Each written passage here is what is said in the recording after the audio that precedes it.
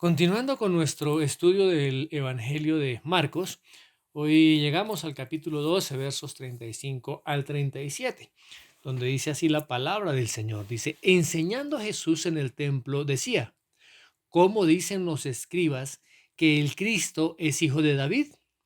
Porque el mismo David dijo por el Espíritu Santo, dijo el Señor a mi Señor, siéntate a mi diestra hasta que ponga tus enemigos por estrado de tus pies. David mismo le llama Señor. ¿Cómo pues es su hijo? Y gran multitud del pueblo le oía de buena gana. Padre, en esta hora pedimos la dirección de tu Espíritu Santo para que sea el que traiga iluminación a nuestro entendimiento, para que tu palabra, Señor, sea sembrada, escrita en nuestros corazones y esa palabra dé fruto. Te damos gracias, Padre, en el nombre precioso de tu Hijo, nuestro Señor y Salvador Jesucristo. Amén. Muy bien, recordemos que esta situación se da el miércoles de la Semana Santa. Precisamente nos encontramos ya en la última semana de vida terrenal del Señor Jesucristo. Y aquí el Señor Jesús hace una pregunta que es trascendental. Es la pregunta más importante que nosotros podemos contestar. Y precisamente es la misma pregunta que se plantea allí en Mateo capítulo 16, verso 15, donde dice así la palabra del Señor. Y Él les dijo, vosotros, ¿quién decís que soy yo? Ahora, la respuesta que cada persona dé a esta pregunta tan trascendental va a determinar cuál es el destino eterno de esa persona.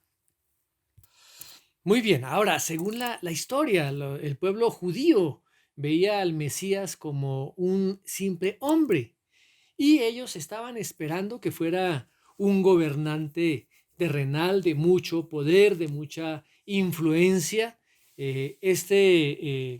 Mesías conquistaría a todos los enemigos de Israel y cumpliría todas las promesas que se dieron a Abraham y que se dieron a todos sus descendientes a través de todo el Antiguo Testamento y que finalmente pues se estableciera ese reino que vendría. De tal manera que el Mesías también sería un hijo de David, o sea, un descendiente de David.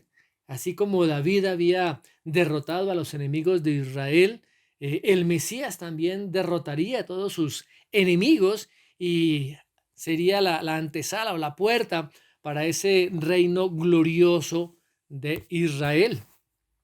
De tal manera que el pueblo judío veía al Mesías como un salvador de la nación, pero no como un salvador de personas, de almas individuales. Ellos no creían y aún siguen sin creer que el Mesías fuera Dios mismo en carne humana. Recordemos que ese mismo miércoles de la Semana Santa, los dirigentes religiosos judíos hicieron varias preguntas al Señor con el fin de poderlo hacer caer en algún error para poder acusarlo. Y una de esas preguntas es, ¿con qué autoridad haces estas cosas? ¿Y quién te dio autoridad para hacer estas cosas? Como lo menciona allí el Evangelio de Marcos en el capítulo 11, verso 28. Y esta es una indicación clara de que ellos no creían que el Señor Jesucristo fuera el Mesías, a pesar de sus palabras, a pesar de sus obras. Y por el contrario, ellos odiaban a Jesús porque atacaba su teología. El Señor Jesucristo reprendía la hipocresía que había en estos dirigentes religiosos y de igual manera también estaba entorpeciendo todos los negocios que los dirigentes religiosos tenían en el templo.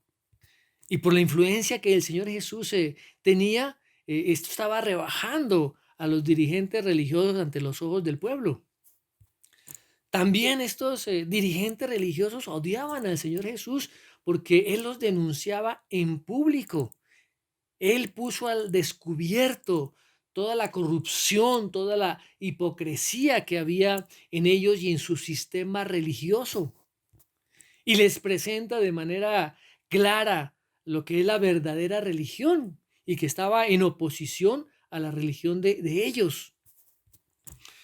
Sin embargo, y lo más importante, es que lo odiaban y trataban de matarlo porque lo consideraban un blasfemo, porque él afirmaba ser el Dios encarnado, como se menciona repetidas veces en la Escritura. Si vamos a ver algunos pasajes, el primero está en Juan capítulo 5, verso 18, donde dice así la palabra del Señor.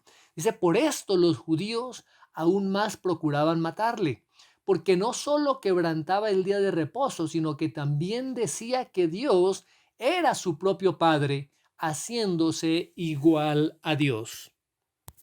De la misma manera, en el Evangelio de Juan, capítulo 8, versos 58 y 59, dice así la palabra del Señor. Jesús les dijo: de cierto os digo, antes que Abraham fuese, yo soy. Tomaron entonces piedras para arrojárselas, pero Jesús se escondió y salió del templo, y atravesando por en medio de ellos, se fue. De la misma forma, en el capítulo 10 del mismo Evangelio de Juan, verso 30 al 33, dice así la palabra del Señor: yo y el Padre somos uno. Entonces los judíos volvieron a tomar piedras para apedrearle. Jesús les respondió: muchas buenas obras os he mostrado de mi Padre. ¿Por cuál de ellas me apedreáis? Le respondieron los judíos diciendo: por buena obra no te apedreamos, sino por la blasfemia, porque tú, siendo hombre, te haces Dios. Así que los dirigentes religiosos judíos querían a toda costa eliminar al Señor Jesucristo. Por eso ya habían hecho 13 intentos previos para atraparlo, para destruirlo, para desacreditarlo. Y él había precisamente frustrado esos intentos. Y en este proceso de estos intentos, pues él humilló a esos dirigentes judíos y realmente no le hicieron más preguntas. Y en este pasaje el Señor Jesucristo es el que va y hace las preguntas, le hace el planteamiento a ellos, una pregunta que fueron incapaces de responder. Y démonos cuenta que esta última conversación que él tiene con los dirigentes religiosos se enfoca precisamente en la identidad de Jesús como el Mesías, supremamente importante. Muy bien, así que entremos de lleno en nuestro pasaje. Dice el versículo 35 del capítulo 12 de Marcos. Dice: enseñando Jesús en el templo decía: ¿cómo dicen los escribas que el Cristo es hijo de David? Démonos cuenta que el Señor Jesús comienza este debate con todos los dirigentes religiosos judíos mientras estaba enseñando en el templo, y precisamente les hace una pregunta, posiblemente motivado por la declaración que él mismo eh, había hecho al escriba en la pregunta anterior, cuando el Señor Jesús le dice: no estás lejos del reino de Dios. Y también se trató de una invitación a este hombre y a todos los escribas, los fariseos y los saduceos que estaban allí, para que le aceptaran a él como el Mesías, como el Hijo de Dios, como el Salvador. Y démonos cuenta que hasta el último momento el Señor Jesucristo estaba abriendo la puerta a todas estas personas, y particularmente a todos estos líderes religiosos que le tenían odio, que guardaban rencor en sus corazones hacia él. Y él estaba abriendo la puerta, estaba siendo un evangelista compasivo. Y recordemos que la palabra de Dios dice que Dios no se complace de la muerte de los malvados. Y lo afirma allí en el libro del profeta Ezequiel, capítulo 18, verso 23, donde dice así la palabra del Señor: ¿quiero yo la muerte del impío? Dice Jehová el Señor. ¿No vivirá si se apartare de sus caminos? Y de igual manera, en el mismo libro de Ezequiel, en el capítulo 33, verso 11, dice así la palabra del Señor: diles, vivo yo, dice Jehová el Señor, que no quiero la muerte del impío, sino que se vuelva el impío de su camino y que viva. Volveos, volveos de vuestros malos caminos. ¿Por qué moriréis, oh casa de Israel? Y también el Señor Jesucristo Lloró al saber la destrucción que vendría sobre Jerusalén. Como se menciona allí en el Evangelio de Lucas, capítulo 19, versos 41 al 44, donde dice así la palabra del Señor. Y cuando llegó cerca de la ciudad, al verla, lloró sobre ella, diciendo: Oh, si también tú conocieses, a lo menos en este tu día, lo que es para tu paz, mas ahora está encubierto de tus ojos, porque vendrán días sobre ti, cuando tus enemigos te rodearán con vallado, y te sitiarán, y por todas partes te estrecharán, y te derribarán a tierra, y a tus hijos dentro de ti, y no dejarán en ti piedra sobre piedra, por cuanto no conociste el tiempo de tu visitación. Ahora, no todos los miembros del concilio, de los escribas, los fariseos y los sacerdotes eran igualmente malos, ni todos habían rechazado permanentemente a Cristo. Vamos a ver cómo algunos de ellos incluso creyeron en el Señor Jesucristo y se hicieron discípulos de Él. El primero, pues, es José de Arimatea. Veámoslo allí en Marcos capítulo 15, verso 43, donde dice así la palabra del Señor. José de Arimatea, miembro noble del concilio, que también esperaba el reino de Dios, vino y entró osadamente a Pilato y pidió el cuerpo de Jesús. Y en el Evangelio de Mateo, capítulo 27, verso 57, dice explícitamente de que era discípulo de Jesús. Dice así la palabra del Señor. Cuando llegó la noche, vino un hombre rico de Arimatea llamado José, que también había sido discípulo de Jesús. Y el otro miembro del concilio que también creyó en Jesús fue Nicodemo. Lo vemos allí en Juan capítulo 3, verso 1, donde dice así la palabra del Señor. Había un hombre de los fariseos que se llamaba Nicodemo, un principal entre los judíos. Estos dos hombres eran seguidores de Jesús, aunque dice la palabra que los seguían en secreto. Veamos lo que dice allí Juan capítulo 19, verso 38. Dice: después de todo esto, José de Arimatea, que era discípulo de Jesús, pero secretamente por miedo de los judíos, rogó a Pilato que le permitiese llevarse el cuerpo de Jesús, y Pilato se lo concedió. Entonces vino y se llevó el cuerpo de Jesús. Ahora, en el libro de los Hechos, en el capítulo 6, verso 7, pues se relata también que después de que el Señor Jesucristo resucitó, muchos de los sacerdotes obedecían a la fe. Veamos lo que dice la palabra del Señor. Y crecía la palabra del Señor, y el número de los discípulos se multiplicaba grandemente en Jerusalén. También muchos de los sacerdotes obedecían a la fe. Ahora, viendo el relato que se encuentra en el Evangelio de Mateo, el relato paralelo a este pasaje, en el capítulo 22, en el verso 41 al 46, démonos cuenta que el Señor Jesús comenzó preguntando a los dirigentes religiosos. Veamos lo que dice el versículo 41 y 42. Dice: y estando juntos los fariseos, Jesús les preguntó diciendo: ¿qué pensáis del Cristo? ¿De quién es hijo? Le dijeron: de David. Y démonos cuenta aquí que los fariseos responden que el Cristo sería el hijo de David, ¿cierto? Muy bien, y aquí Marcos retoma la conversación que el Señor Jesús está teniendo, y él se vuelve a sus discípulos y a la multitud que está allí reunida en el patio del templo, y precisamente les pregunta: ¿cómo dicen los escribas que el Cristo es hijo de David? Démonos cuenta que esta pregunta pues tiene una implicación.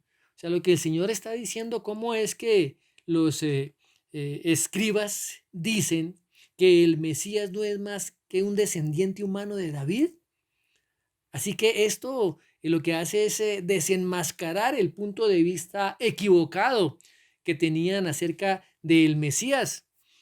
Recuerden que el concepto que tenía el pueblo judío es que el Mesías sería solamente un hombre, un militar, un líder político con mucho poder que liberaría a Israel de sus enemigos y que establecería el reino prometido. Ahora, pues la respuesta que los fariseos dan a esta pregunta de quién es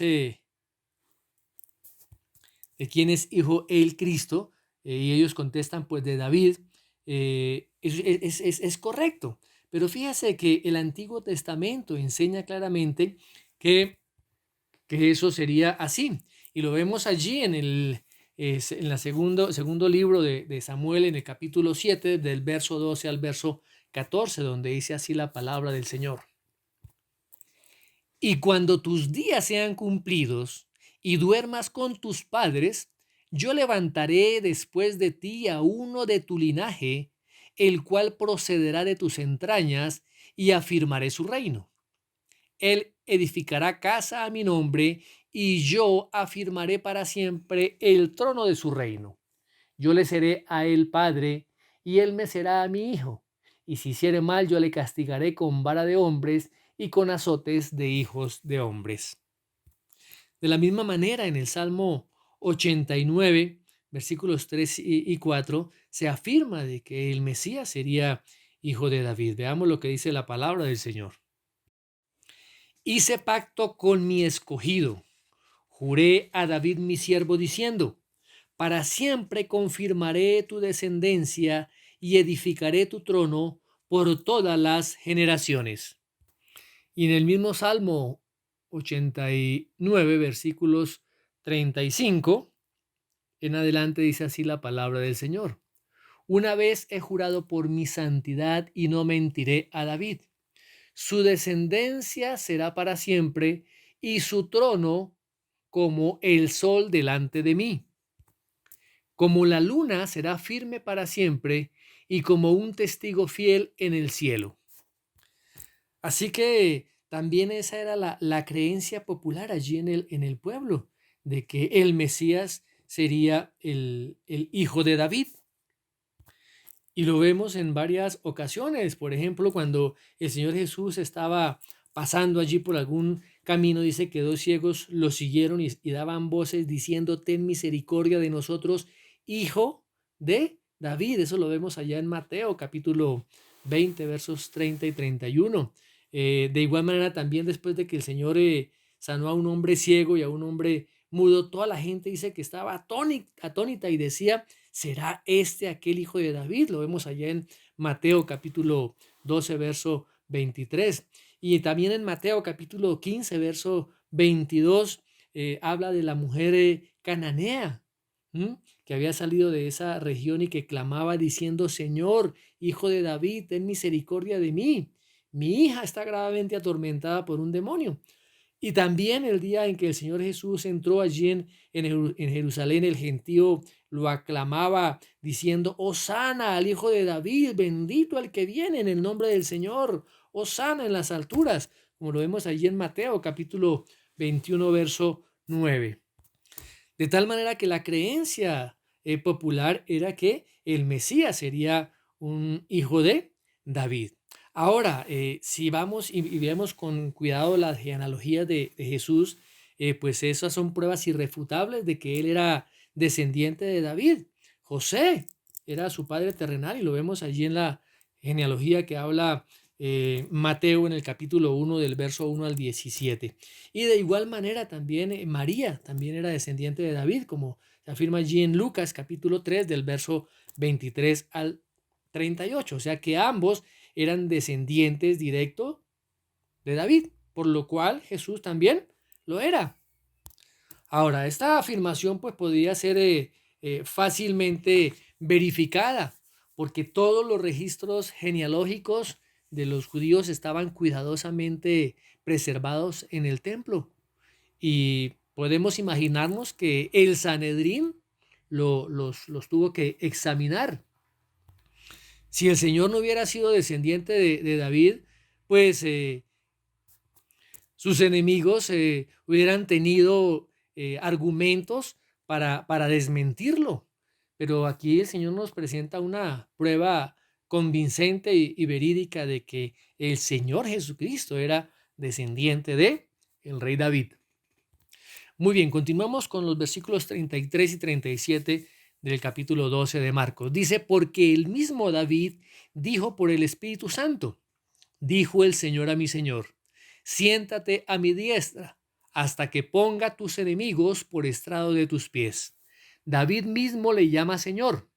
¿Cómo pues es su hijo? Y gran multitud del pueblo le oía de buena gana. Muy bien, la creencia de los escribas y de los dirigentes religiosos de que el Mesías sería el hijo de David, pues era correcta, pero era una creencia incompleta. Recordemos que, como dijimos anteriormente, ellos creían que el Mesías sería tan solo un gobernante humano con mucho poder, que triunfaría sobre los enemigos de Israel y que colocaría precisamente a la nación en la preeminencia.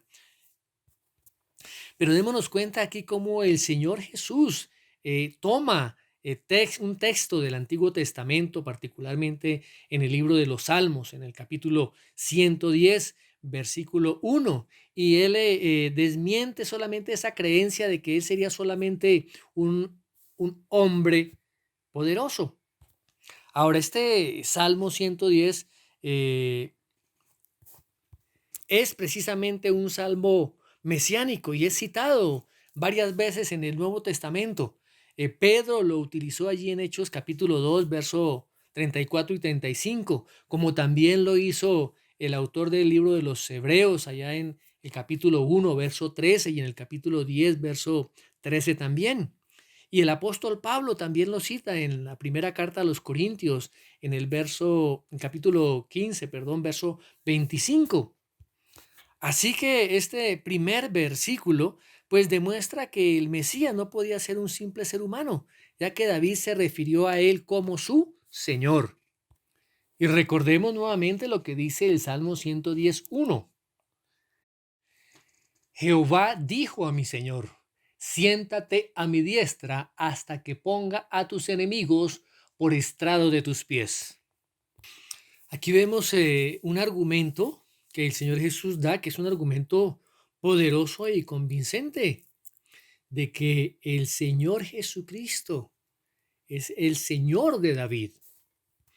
Y démonos cuenta de lo que dice el versículo, lo que Dios declara al Señor de David. Dice, siéntate a mi diestra hasta que ponga a tus enemigos por estrado de tus pies. O sea que estaba elevando al Mesías a la diestra. Y esa posición, la diestra, es una posición precisamente de divina, de una posición de poder. Y eso está simbolizando que Él es igual con el Padre, tanto en rango como en autoridad, y esencialmente está afirmando la deidad del Señor Jesucristo como el Mesías. Y también aquí se está afirmando que el gobierno del Mesías sería absoluto. Por eso dice que cuando Dios ponga a tus enemigos por estrado de tus pies. Y esto precisamente está hablando de la ejecución de los enemigos del Mesías. Y vemos una referencia precisamente en un incidente en el libro de Josué, en el capítulo 10, verso 24 al 26, donde dice así la palabra del Señor. Y cuando los hubieron llevado a Josué, llamó Josué a todos los varones de Israel y dijo a los principales de la gente de guerra que había venido con él: acercaos y poned vuestros pies sobre los cuellos de estos reyes. Y ellos se acercaron y pusieron sus pies sobre los cuellos de ellos. Y Josué les dijo: no temáis ni os atemoricéis, sed fuertes y valientes, porque así hará Jehová a todos vuestros enemigos contra los cuales peleáis. Y después de esto Josué los hirió y los mató, y los hizo colgar en 5 maderos, y quedaron colgados en los maderos hasta caer la noche. Ahora es importante que nos demos cuenta cómo el Antiguo Testamento revela no solamente la humanidad del Mesías, de Jesucristo, como el hijo de David, sino que también su deidad como el Señor de David. que es exaltado allí a la diestra del Padre. Démonos cuenta que esta es una verdad incomprensible e infinita, de que Jesucristo es totalmente Dios y totalmente hombre. Ahora démonos cuenta que tanto la humanidad del Señor Jesucristo como su deidad se hacen claramente visibles a través de la palabra de Dios. Así que veamos varios textos de cómo esa humanidad de Cristo se revela en la Biblia. El primero está en Romanos capítulo 1, verso 3, donde dice así la palabra del Señor. Acerca de su Hijo, nuestro Señor Jesucristo, que era del linaje de David según la carne. De la misma forma se menciona allí en Lucas capítulo 2, verso 52, donde dice así la palabra del Señor: y Jesús crecía en sabiduría y en estatura y en gracia para con Dios y los hombres. De la misma forma, el autor de Hebreos afirma esa humanidad del Señor Jesucristo. En el capítulo 2, verso 14, la primera parte, dice así la palabra del Señor: así que, por cuanto los hijos participaron de carne y sangre, Él también participó de lo mismo. Y en el verso 17 del mismo capítulo 2 de Hebreos dice así la palabra del Señor: por lo cual debía ser en todo semejante a sus hermanos, para venir a ser misericordioso y fiel sumo sacerdote en lo que a Dios se refiere, para expiar los pecados del pueblo. También el Señor Jesucristo soportó las limitaciones de su cuerpo físico, del ser humano. Dice la palabra que Él sintió hambre, que Él tuvo sed, que Él tuvo cansancio.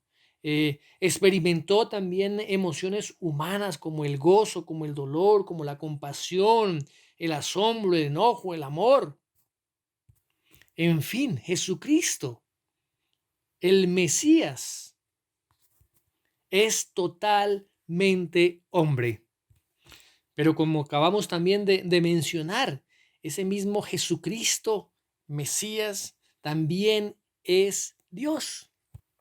Veamos lo que dice el Evangelio de Juan, capítulo 1, verso 1, donde dice así la palabra del Señor. Dice: en el principio era el Verbo, y el Verbo era con Dios, y el Verbo era Dios. Y vayamos al verso 14. Dice: y aquel Verbo fue hecho carne y habitó entre nosotros, y vimos su gloria, gloria como del unigénito del Padre, lleno de gracia y de verdad.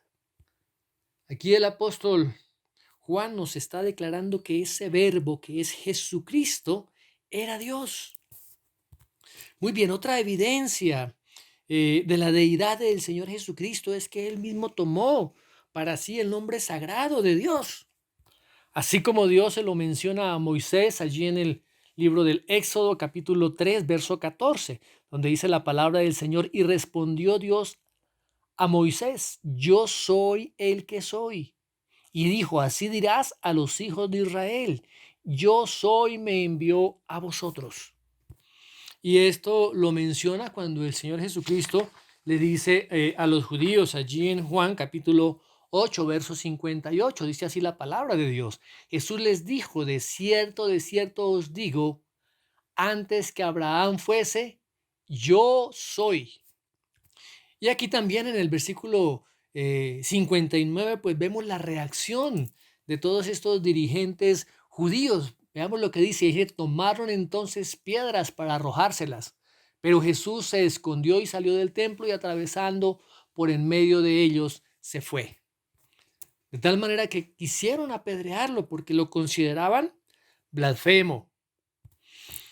También el Señor Jesucristo había afirmado ser la misma esencia de Dios el Padre allí en Juan capítulo 10, verso 30, donde dice así la palabra del Señor: yo y el Padre uno somos.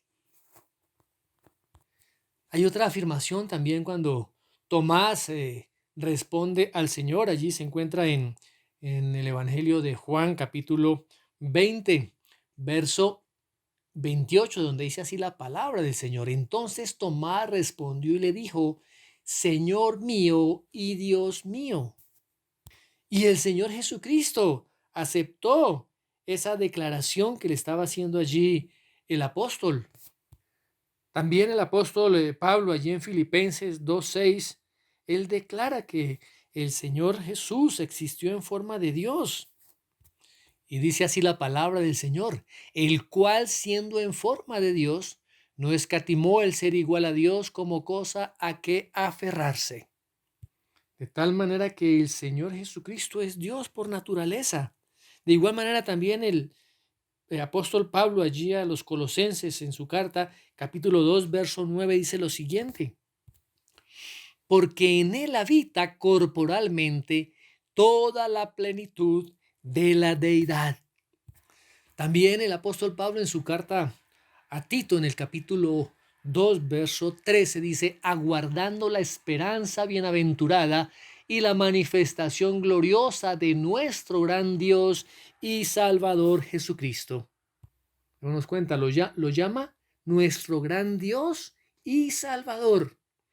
De igual manera también el apóstol Pedro en su segunda carta, capítulo 1, verso 1, dice lo siguiente: Simón Pedro, siervo y apóstol de Jesucristo, a los que habéis alcanzado por la justicia de nuestro Dios y Salvador Jesucristo, una fe igualmente preciosa que la nuestra. Y de igual manera el autor del libro a los Hebreos en el capítulo 1, verso 8 dice lo siguiente, mas del Hijo dice, tu trono, oh Dios, por el siglo del siglo, cetro de equidad es el cetro de tu reino. Es así como vemos que el Señor Jesucristo, el Mesías, es también plenamente, totalmente Dios. Muy bien, ahora, muchos nombres y títulos que se usaron en el Antiguo Testamento para referirse a Dios se usan en el Nuevo Testamento precisamente para referirse a Cristo.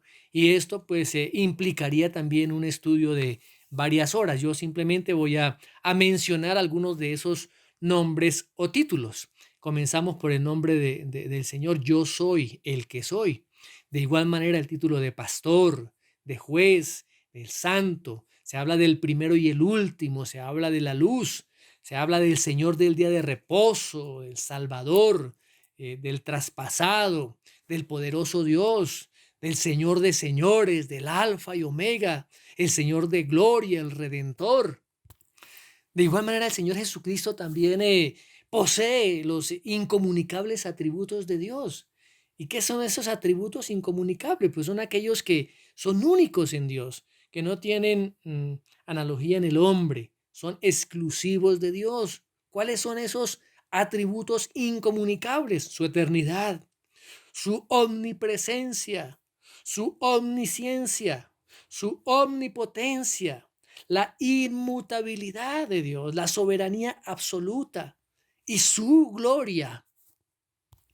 También podemos ver en la palabra cómo el Señor Jesucristo hizo las obras que solo Dios puede hacer.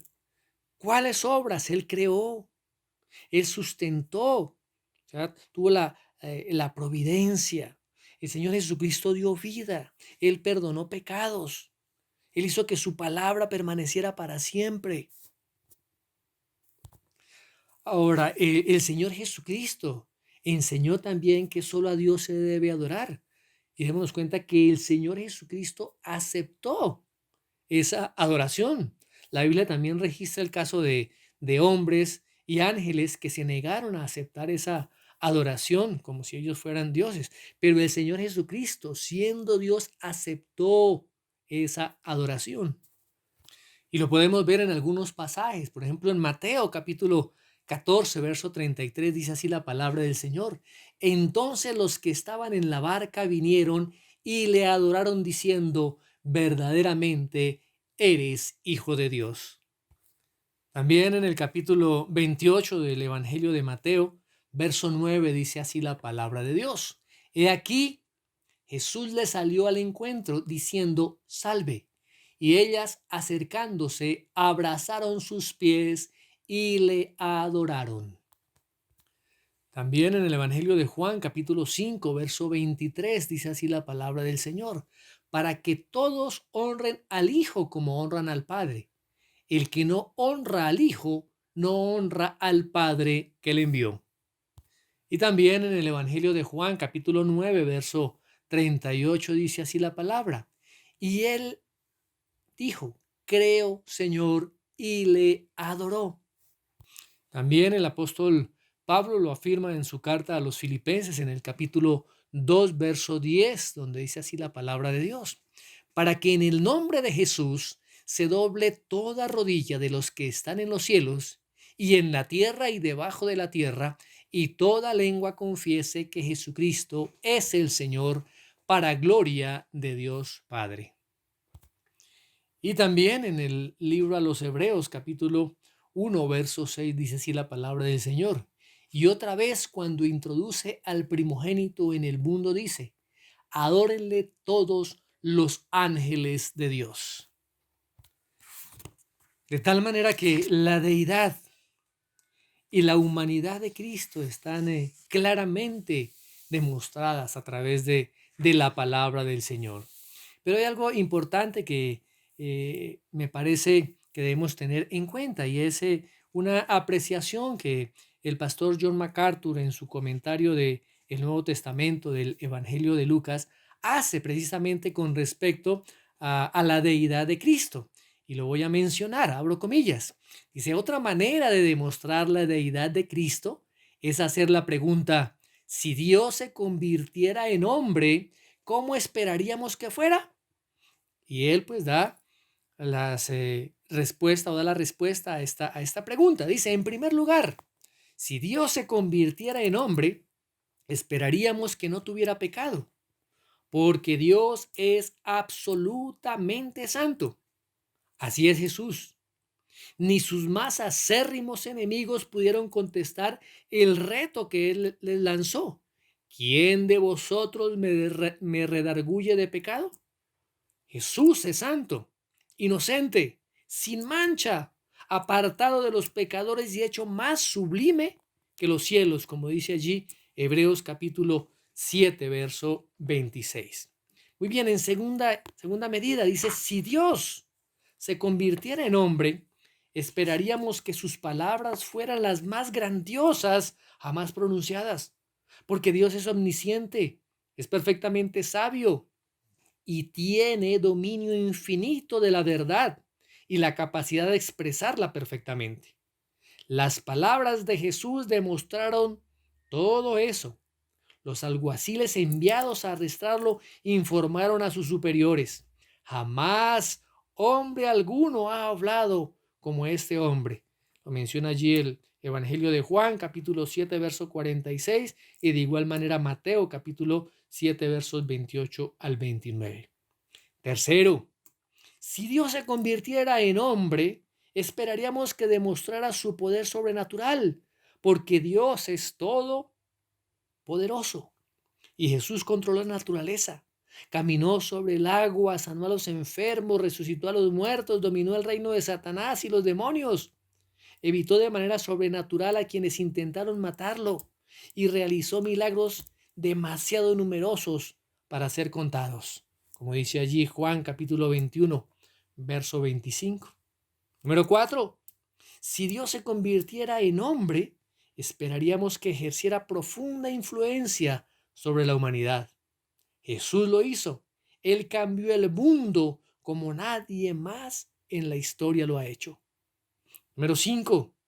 Si Dios se convirtiera en hombre, esperaríamos que manifestara el amor, la gracia, la bondad, la compasión, la justicia, el juicio y la ira de Dios. Y Jesús lo hizo. Jesucristo fue en todo sentido la exacta representación de la naturaleza de Dios, como dice Hebreos 1:3. Cierro comillas. Muy bien, ¿qué podemos concluir de este pasaje de Marcos? Pues es una conclusión triste, es una conclusión decepcionante. Démonos cuenta cómo el Señor Jesucristo toma la escritura y a través de su sabiduría, a través de la exposición que él hace de este Salmo 110, demuestra su deidad. Pero los dirigentes religiosos lo rechazan totalmente, motivados por el odio, por el endurecimiento de su corazón. Y vemos también que en la multitud había una gran apatía. Dice que gran multitud del pueblo simplemente le oía de buena gana, pero unos días después estarían gritando y estarían pidiendo a gritos que lo crucificaran. Así que algunos odiaron profundamente al Señor Jesús, otros simplemente fueron entretenidos. Y según vemos en las Escrituras, pues ninguno de estos eh, dirigentes religiosos que estaban allí presentes se postraron delante de él, ni le reconocieron como el Señor y el Salvador, como el Dios encarnado, sino que ocurrió todo lo contrario. Cada vez las respuestas de estos dirigentes empeorarían mucho más. Recordemos también uno de sus propios discípulos, Judas, ¿m? Vendería al Señor Jesús a estos dirigentes religiosos por el precio de un esclavo. Y estos dirigentes religiosos, que deberían ser los abanderados de la religión judía, estos dirigentes llevaron a cabo una serie de juicios simulados, manipularon y dejaron convencidos a los romanos de que Jesús debía ser ejecutado. Y esta última invitación misericordiosa que el Señor Jesucristo les está haciendo, pues no dio los resultados, sino que al contrario, solo aumentó la culpa de ellos, pues estaban tan ciegos en su odio, estaban tan llenos de su propio pecado que no pudieron ver la luz del mundo. Cuando Jesús estuvo en medio de ellos, como dice allí el apóstol Juan en su Evangelio, capítulo 1, versos 9 al 11, dice así la palabra del Señor. Aquella luz verdadera que alumbra a todo hombre venía a este mundo. En el mundo estaba y el mundo por él fue hecho, pero el mundo no le conoció. A lo suyo vino y los suyos no le recibieron. Así que hoy estás frente a esta pregunta decisiva que hace el Señor Jesús. ¿Quién decís que soy yo? Así que la respuesta que cada uno de nosotros demos a esta pregunta va a determinar nuestro destino eterno. ¿Quién es Jesucristo para ti? Todos aquellos que han creído que Jesucristo fue un gran maestro, que han dicho y afirmado que fue un profeta, que han creído que fue un influenciador o fue una persona que trajo cambios en medio de una sociedad. Todos aquellos que creen aún que Jesucristo fue un gran filósofo, todos ellos están realmente condenados. ¿Por qué? Porque no han aceptado la verdad eterna de que Jesucristo es el Hijo de Dios, de que Jesucristo es el Mesías. Todos aquellos que han recibido la verdad de su palabra, todos aquellos que han creído en la obra del Señor Jesucristo, lo que vino a hacer a este mundo, lo que vino a pagar allí en la cruz, son los que realmente son salvos. Son los que han dado respuesta a esta pregunta diciendo: Jesucristo es el Hijo de Dios, el Mesías, el Salvador del mundo. Y que podamos cada uno de nosotros decir con plena convicción, así como lo hizo el apóstol Pedro diciendo: tú eres el Cristo, el Hijo del Dios viviente. Amado Dios, te damos gracias, porque en Jesucristo está manifestada plenamente toda tu deidad. Gracias, gracias por darnos tan inmenso regalo, inmerecido, Dios, porque el Dios eterno se hace hombre, porque el Dios inmenso, el Dios omnipotente, el Dios todopoderoso, se hace como uno de nosotros para darnos salvación, para restaurar todas las cosas. Señor, y en esta hora reconocemos que Jesucristo es el Señor, que Jesucristo es el Hijo del Dios viviente y que solamente a través de Él y de la obra que Él vino a realizar aquí en la tierra podemos ser salvos. Hoy podemos reconocer que Jesucristo fue plenamente hombre y plenamente Dios. Gracias, gracias, amado Dios. Te bendecimos, Señor, en esta hora y agradecemos tu inmenso amor y tu gran misericordia. Gracias te damos en el nombre de nuestro Señor y Salvador Jesucristo. Amén.